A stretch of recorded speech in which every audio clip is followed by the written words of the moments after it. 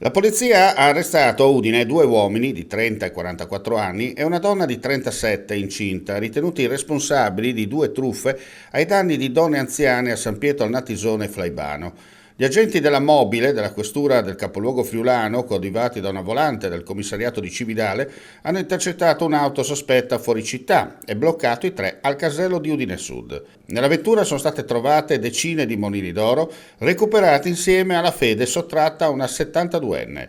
I due uomini sono stati portati in carcere, mentre la donna è stata rilasciata per la gravidanza in corso. Le indagini hanno evidenziato modalità simili in entrambe le truffe, con telefonate di falsi carabinieri e richieste di denaro o gioielli per evitare presunti arresti o sanzioni.